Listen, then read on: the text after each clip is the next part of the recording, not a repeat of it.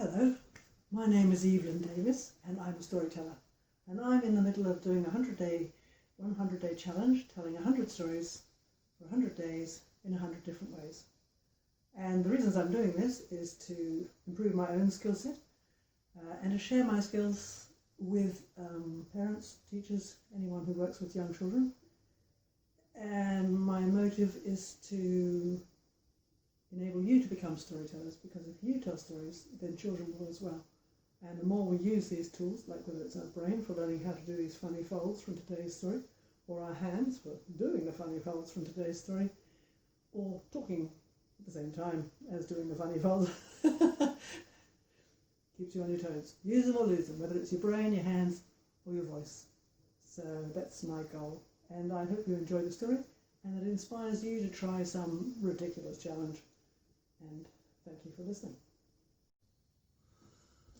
This is the story of how a princess lost her crown and found something else. So I'm starting with an A4. I want a square, and that's how you do it. I've already creased it, just to save time.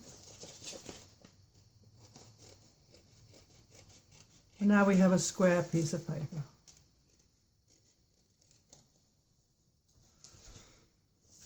Once upon a time, there was a princess,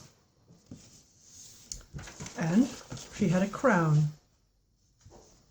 and she lost it. That's the guts of the story. She lost it.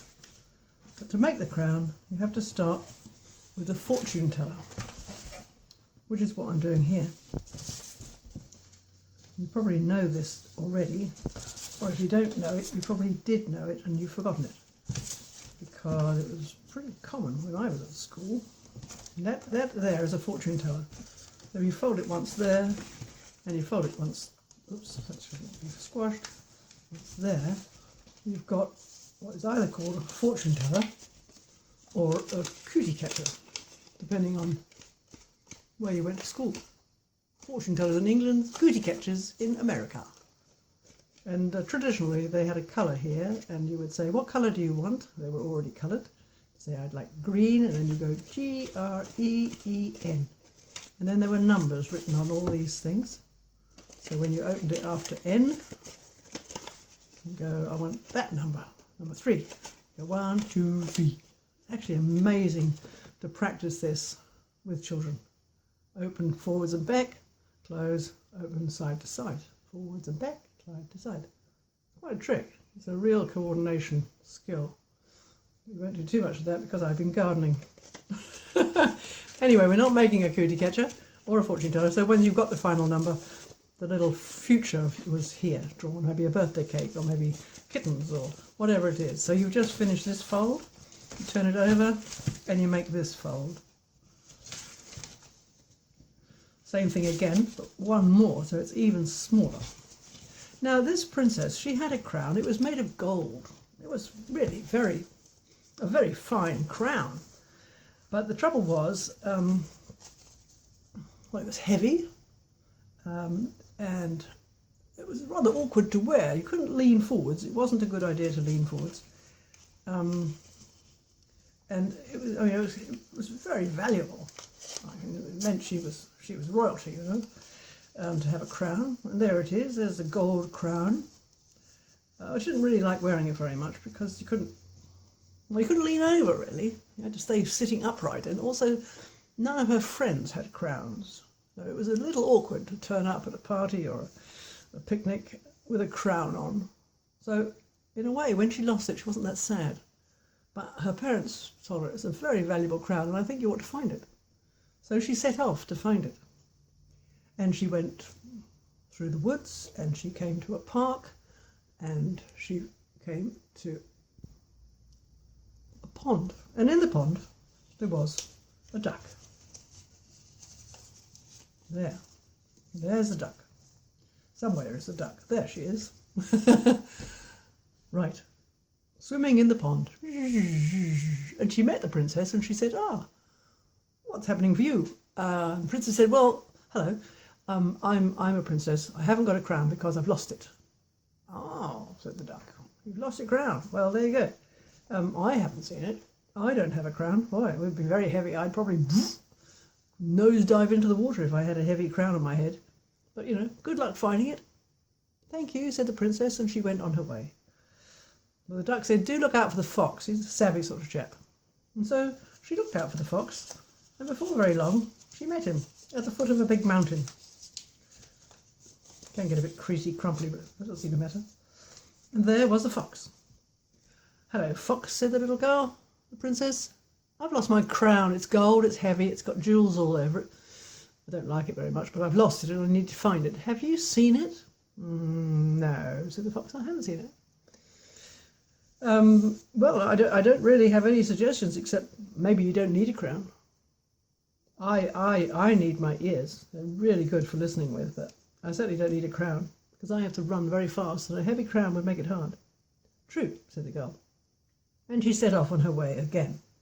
Well, she climbed that mountain and she came to a place under some trees where she met it's a tricky bit.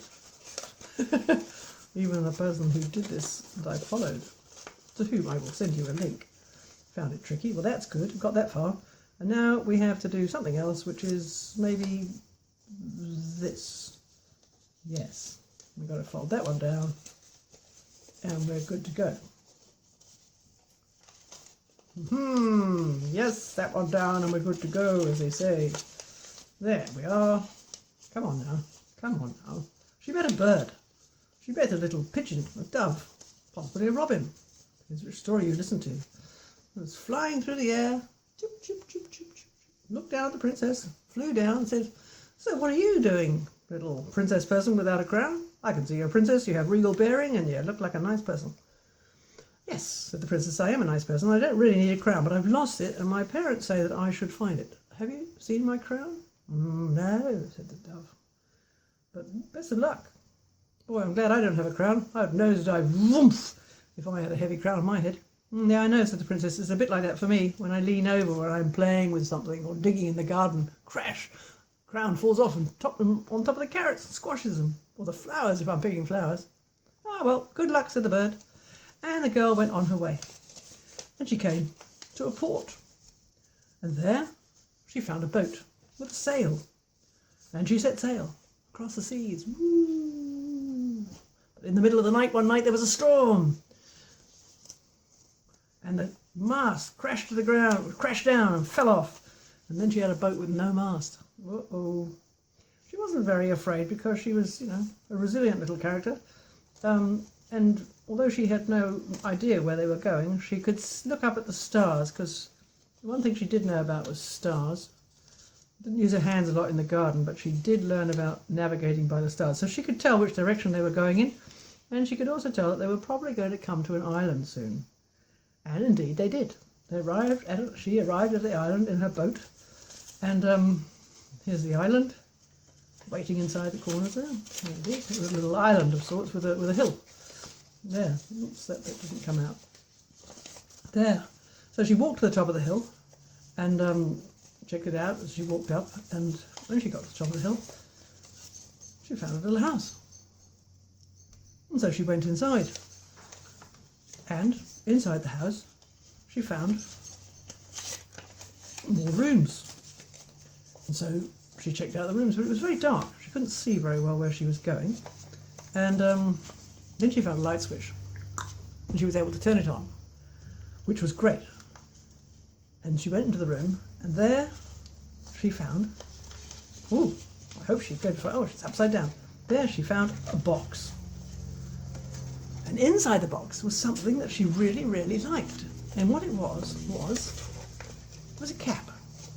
Sort of a painter's cap, a workman's cap, a functional sort of cap that you can wear when you're in the garden or when you're climbing trees or even when you're on the picnic with your beach friends because it keeps the sun off your face.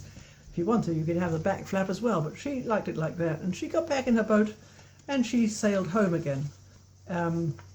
She might have to sail in her box because, frankly, not sure how to get back to the boat. Haven't done that bit yet. But that is the story of the princess who lost the crown and found a cap. So I hope you enjoyed that, and I will put up the link for the chap who tells a different version, which of course is a prince, as always, and he really does want a crown back. I don't know if he does very much, doesn't mention really how he feels about it. So I've changed it slightly, and that's the story. Thank you for watching.